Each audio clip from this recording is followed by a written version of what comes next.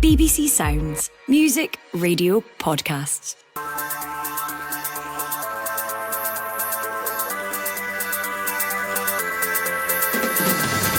Hello, I'm Iona Ballantyne and this is the Scottish Football Podcast. It's Friday the 4th of October, the day after another sobering defeat for a Scottish side in Europe. Sherky on an angle in the box on the right hand side. Shimmy one way then the other, away from Barrett. A cross goal, must be, it is! Fofana once more to the back post, but it's Sherky who's made it once more. So what went wrong for Rangers and where does their loss to Lyon leave them? It's not all doom and gloom though. Breaks for Grant, he's going to keep this in on the byline, hooks it across, Lawrence Shanklin round the back, and then Yandanda heads into the bottom corner! Hearts have won it in the final 30 seconds! Can Hearts' last gasp win over Dinamo Minsk kickstart their faltering season? And Keskinen's up to the edge of the box, shoots and scores! McCracken got a touch, but Keskinen drives Aberdeen into a 2-0 lead! The Dodge supporters in complete dreamland this season! as if that's not enough, we'll take a quick look ahead to another potentially pivotal Premiership weekend. The Scottish Football Podcast from BBC Sport Scotland. Well, joining me for this one, former Rangers and Hibs midfielder Kevin Thomson and Livingston's former Hearts defender Ryan McGowan. Kevin, can you sum up that Rangers result and performance in one word? In one word? Oh, that's a challenge. Disappointing, I suppose, would be the word that you would use. We'll take that. We'll go with that shortly. Ryan, can you sum up Hearts' performance in a word? Positive. Yeah, a last-minute positive. It's going to be a short podcast, just one word. That's us done, okay?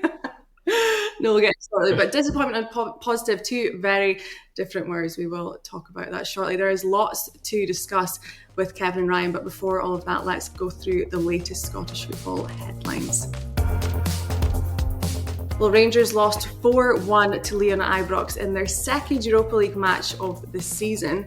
Better news for Scottish sides in the Conference League, where managerless Hearts opened their campaign by coming from behind to beat Dinamo Minsk 2-1 in Azerbaijan, thanks to a 94th minute Yandanda header. The Tynecastle club's chief executive has said that they're considering up to 8 candidates to replace Stephen Naismith as head coach, and that the interview process has already begun. In the SWPL, Celtic recovered from 2 goals down to earn a dramatic late 2-2 draw with league leaders Rangers. And Inverness Cally Thistle manager Duncan Ferguson has revealed that he's currently working for free to help the League One club through a financial crisis. The Scottish Football Podcast from BBC Sport Scotland. Now, let's start at Ibrox, a sobering 4-1 defeat for Rangers against Lyon. Kevin, let's expand on disappointment. What were your thoughts, kind of during and also after the match? So I'm going to use a few more words this time. The floor is yours. Obviously disappointing. It's I think obviously at Ibrox everybody fancies their chances, big crowd. I know Gowser was there.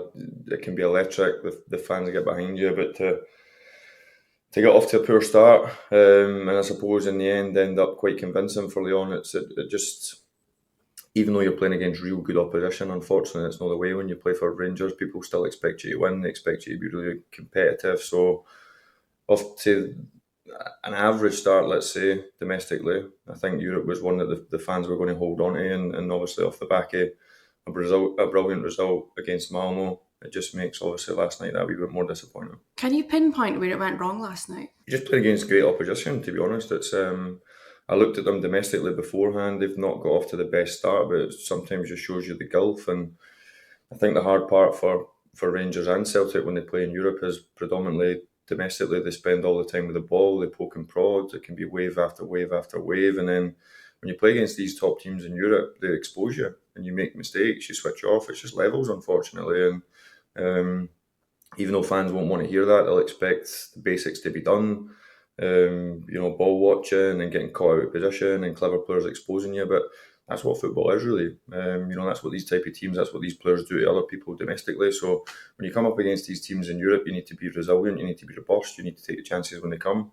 And unfortunately for Rangers, the the errors, the individual errors. I think a wee corner giving the ball away, Tav getting caught at the back post. It's these wee things that sometimes you get away with domestically because there ain't a player there to punish you. But when you play against good opposition, unfortunately, there is. That is the thing, though. Rangers did create chances last night. I mean, how much of that was down to bad finishing? Well, I think there is a frustration. You're not putting the ball in the back of the net, and I suppose it goes back to kind of what I've just said, repeat myself. At the defending side is a bit the same as the attacking. When you get your chances, they might be small chances, they might be limited chances, but you need to take them. And it can be the same as, like, I watched Dundee at Ibrox only a couple of weeks ago, and they had 3 massive chances and never took any of them. And normally when you play in Europe and you flip that for Rangers and Celtic, when these big chances come along, you need to take them. And unfortunately for Rangers, especially in front of goal, against the so-called better teams, the ones that do really put you under pressure, unfortunately they've not managed to take their chances. It's difficult not to talk about the spending. I mean, the difference between the league and Europe, you can't even compare. What was it, 150 million on the Lyon bench last night? Yeah, no, listen, I get that, but that's as an ex-player, as somebody that played against some of the best players, when you compete in Champions League, I think you have to park that a wee bit. I think I'm sure Gowser would probably add to this is, when you play for Rangers and Celtic, you sometimes play against Celtic. Have just spent £10 million on one player, do you know what I mean? Which is bigger than anyone's budget in Scotland out with the Old Firm, do you know what I mean? So I think when you're fair and you put things into perspective, when you play against these top teams, yeah, of course it's difficult. It's and you're up against it, especially with the DNA, the Old Firm teams. The mentality is that it don't matter if you play Barcelona, you play Man United, they expect you to win, which is, you could argue, is a wee bit unfair. It's just the way it is.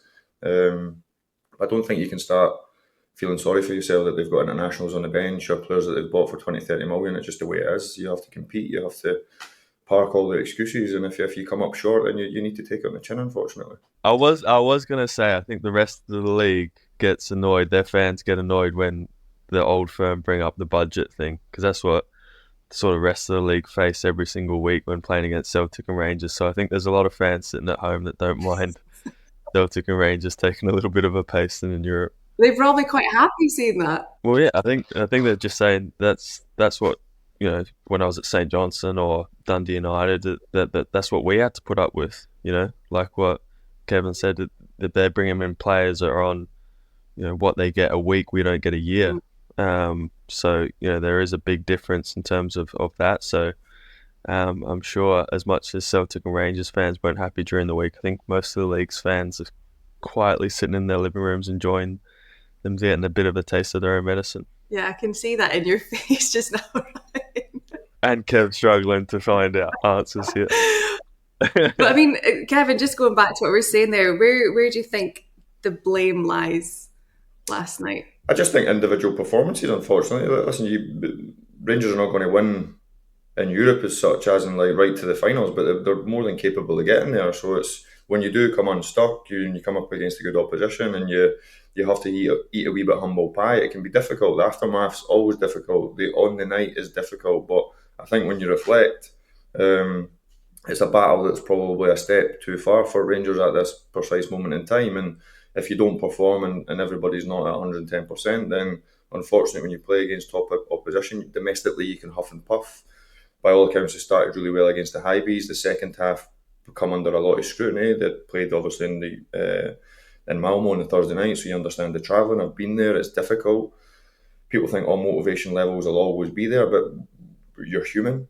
So you've travelled, you're tired, you're then you go for like a big European night, and food can be you can be eating food at like 10, 11, 12 o'clock at night. You can be getting up early in the morning. Like, this might be things that football players, you're well paid, it's normal, but it takes a wee bit of energy levels out. You don't score when you're on top. The fans get on your back. It's amazing how these wee things can knock a wee bit of energy out of you. So I think when they reflect, they'll have played against a good team.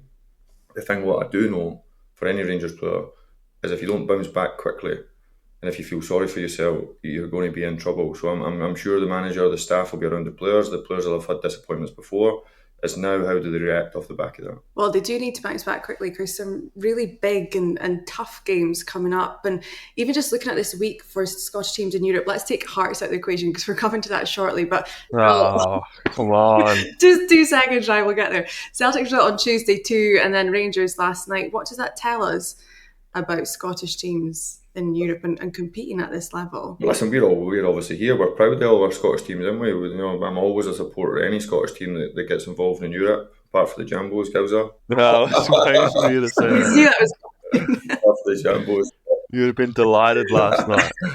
But no, listen, I'm one of the ex-players that like to see teams do well, like to see players do well first and foremost, and I think it's great for everybody. But when obviously the big two, unfortunately, get a wee bit of a sore one through the week, it's sore to watch as such. But I watched Celtic, and I think it's fair to say it could have been double figures. You know, the Germans were brilliant; they were another step up. I don't think you can feel sorry for these teams when they come up against really good opposition and come a wee bit short. Sorry, it's just the way it is. So I think from Rangers' perspective, that it goes back to that bounce back. Iona, they have to bounce back and make sure that the reaction's good. And if the reaction's good, then I think people, I'm not saying they forget, because they don't, they certainly don't, especially not on the blue side of the city. They will remember this and they'll be disappointed with it. But I think if they can bounce back, as you mentioned, some difficult fixtures coming along, other really difficult ones in Europe as well. So there's potentially to be a couple more sore ones on the road. But let's hope the reaction is good and they can get back on track. Well, a tough one to take, Brian. You'll be delighted to know we can move on to Hearts now. Good for the big game. Come on. Yeah, big bit of the week, because moving on, let's head to the Azerbaijani city of Sumgait. That is where Hearts took on Dinamo Minsk in their opening Europa Conference League match. From their worst ever start to a season to a win in Europe. Brian, how did it feel with that last minute winner? I think it was just hugely important that they got some type of result, whether that be a draw away from home or, like you said, the last minute winner, just kind of gloss over what was probably a pretty dull game. To be honest, there wasn't that much in it. I didn't think they were great in terms of I felt like they didn't really put Hearts under any type of pressure, and watching the game almost felt like a pre-season friendly feel, with it being away from home, no crowd. You could hear the players shouting on the pitch. There was that atmosphere that kind of was lacking, but at the moment, the way that Hearts have started the season, I think they would have taken any type of win, and hopefully that's one that can kind of kickstart their domestic campaign. Yeah, it felt like it was another COVID game, didn't it? Yeah, it was eerie to see, no fans in the stadium, and obviously I think that possibly helped Hearts. Just having that sort of less pressure. If it was that tiny, it would have been such a difficult place to play with the way that the fans are just now. But I think they've gone away, got that positive result. The fans are still sticking with the team. I think it's a sellout away allocation at Aberdeen and at Easter Road in a couple of weeks. So, the fans are still fully behind the team, and I think that would have given them a lot of confidence going to what's going to be a difficult game on Sunday. Kevin, what did you make of the performance? Well, listen, obviously, I'd be delighted, wouldn't you? Just kind of repeating what obviously Gowser said. They made a difficult start, obviously, and Nazy was a friend of mine, so I'm obviously disappointed to see him lose his job, especially off the back of obviously a brilliant season last year. I thought he signed really well. I thought the recruitment was good. Yandanda, I thought Blair Spittle, these type of players, albeit very similar. So I do see that frustration of, I don't know, I had a thing with Mikey Stewart, and he was talking about glaring obvious parts of the recruitment look as though they went unnoticed as such. Speaking about kind of key positions, the guys are obviously know that better than me or have a different opinion, but I think the squad is there to be successful. I think you could argue it could almost be as good, if not better, as what they achieved last year. So from what Gowser just said there, probably galvanise them, give them a spring in their steps, give them some confidence. The players are human. Used to winning a lot of games last year, getting a lot of plaudits, and started this year a wee bit more difficult. So it'll have tested their mentality individually and as a group. I know Foxy really well. I'm sure training has been really vibrant, really fun. Probably trying to build some sort of camaraderie. How long that lasts for, you obviously don't know who the potential new manager is going to be, but I certainly think they've got the squad that if they do go and put a wee run together, I think the Jambos will be fine. And off the back of, as I say, a brilliant result last night.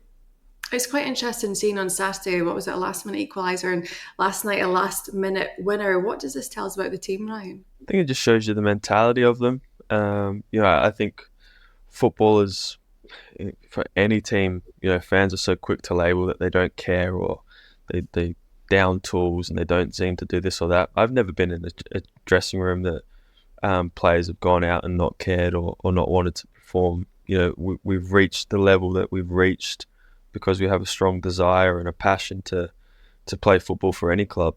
And there's no one that I've ever come across in all of my time that's gone out wanting to lose a game. So I think the late goals shows that that they are hurting as such, that that they've not got off to the season that they've wanted to get off to. There could be a huge amount of reasons why, but I feel like those 2 late goals and even like the own goal, sometimes when you're just struggling through the season, you're just praying that somebody does that, and it gives you something, because there was no spark and the guys put a great header in. So just those little moments and those little kind of things, and not playing well and getting a win away from Europe. There's just those small little things that can hopefully snowball and, like I said, start off with the league campaign. But it is a tricky situation for them. Having to, I think it's a 7 or 8 hour flight from Azerbaijan straight to Aberdeen, a massive game where Aberdeen are absolutely flying, and they've probably been on the receiving end of that. All this season they've just seemed to have building momentum and winning games. So it's going to be a real test for them on Sunday. Yeah, that will be. And like you say, that huge travel to get back to that. I mean, in terms of Liam Fox, he is just an interim charge. We know that Hearts are interviewing just now, but have you been quite impressed by what he's done with the last 2 games? Yeah, I think, I've never worked with him, but I've heard from loads of players that, his training is really, really up there.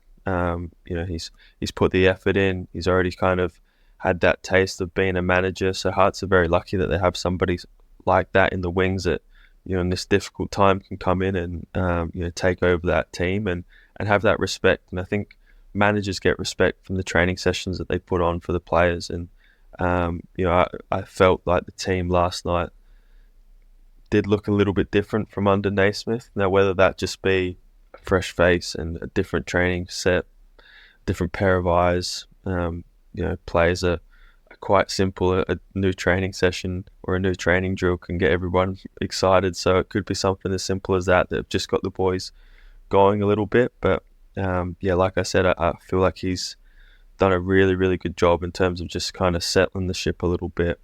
And if a new manager comes in during next week, hopefully on the back of a couple of results, he's done his job the last couple of weeks really well. Well, a huge relief to finally get their first win of the season. And like you say, a huge game this weekend, because Scottish football is nothing if not relentless.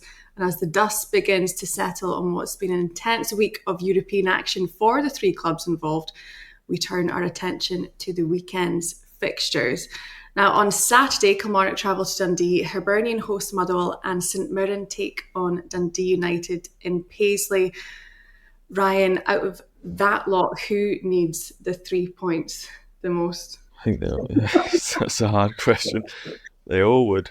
Kilmarnock especially, don't they? Yeah, I was with McInnes last night covering the game, and he was saying how much Kilmarnock struggled with European competition. I think he mentioned that he was having to rule players out if they played on the Thursday night, not being able to play at the weekend. So, I think he's quietly happy that he can just focus on the league just now, and he gets through this game, gets the international break. The boys can kind of recharge their batteries, but I fully expect them to pick up results, if not at the weekend, certainly starting the season. But yeah, I think there's a few sort of bigger teams or teams that did well last year, floating around the bottom of the league that will be wanting to get away from that quick smart. So Kilmarnock would be one. The old Hybees, I think their performances have been there. I was impressed with them against Rangers. I thought that if they probably scored it, definitely the penalty, or if not, had a header in the second half, they probably would have went on to win the game. They've conceded a couple of late goals, so I think David Gray's frustration will be that their performances have been there, but they've just not been rewarded in terms of points. So they've got a home game against Motherwell, who have been doing well.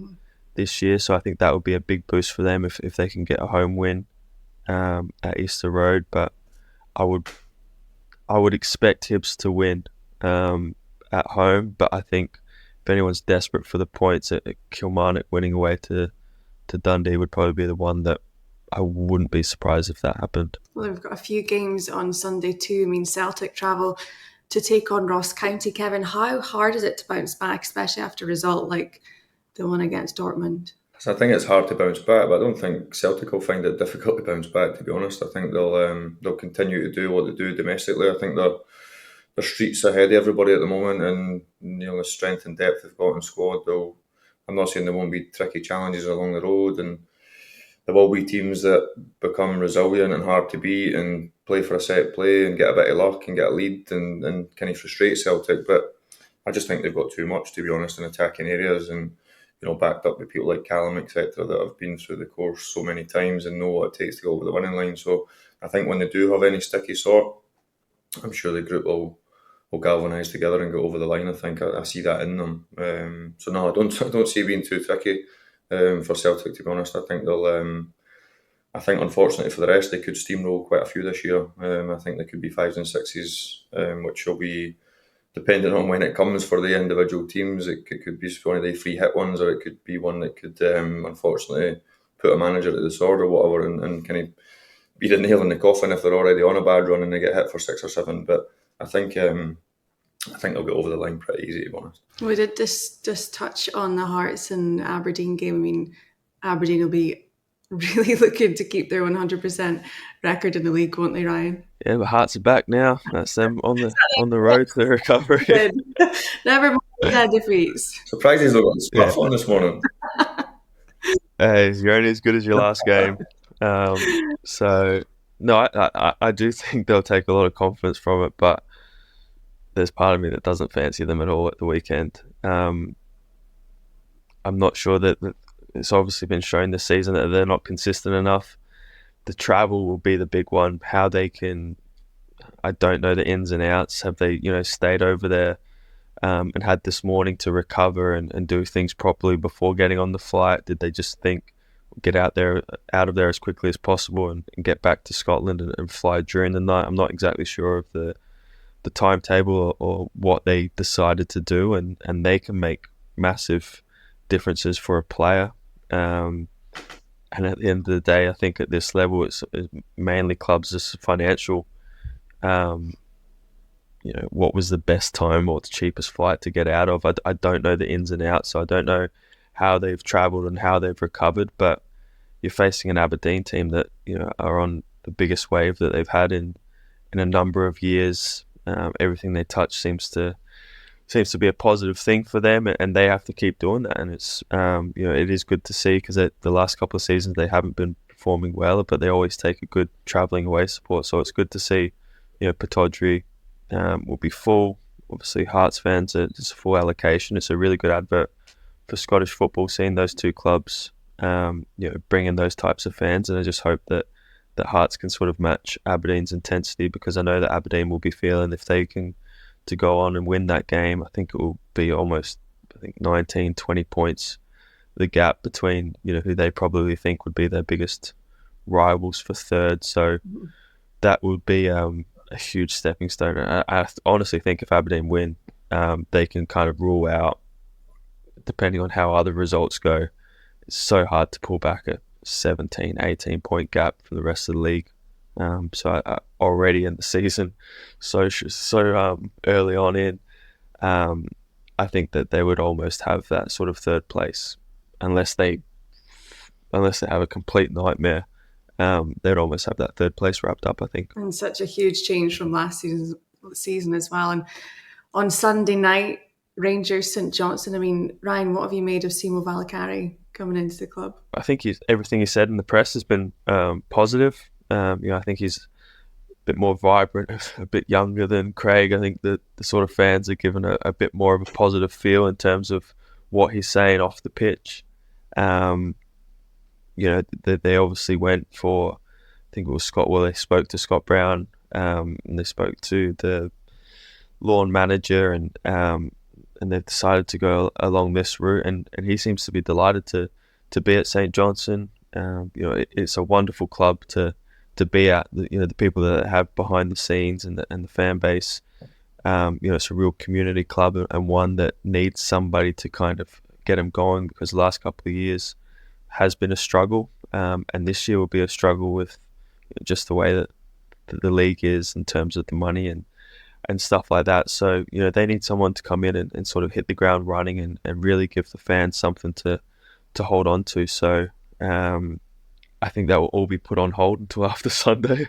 I don't think it's a great opening game to play against, and a little bit like what Kev said earlier on, I think Rangers last night, goals change games, and I think it's Journey that misses an opportunity after 2 minutes, and the place is absolutely bouncing before it. If he scores that, it's probably a totally different game. But Rangers aren't going to come up against players that they had last night on a weekly basis. So as much as they would be disappointed that they got that performance, I think St Johnstone rocking up at 8 o'clock on Sunday night might be perfect for them in terms of getting that win and getting back on track. Well, it is another massive week in Scottish football. We can't wait for it to see what happens this weekend. That is all we've got time for. Many thanks to Ryan McGowan and Kevin Thomson, and thank you for listening. Sports Sound on BBC Radio Scotland will have all the live action across the weekend, and Sports Scene will bring you the highlights on Saturday, Sunday and Monday evenings. And of course, we'll be here with the Scottish Football Podcast every day. So to make sure you don't miss out, just subscribe on BBC Sounds. Have a very good Friday. We'll be back very soon. Goodbye. This is the shocking moment English football has been dreading. My name is Moses Swabu, and I used to be a professional footballer. But then I got in deep with organised crime and became a match fixer operating in the English League. A match-fixing investigator has highlighted 2 matches he says appear to have suspicious betting patterns. How honest are you going to be with me? This is 100%. Join me for Sports Strangest Crimes presents Confessions of a Match Fixer.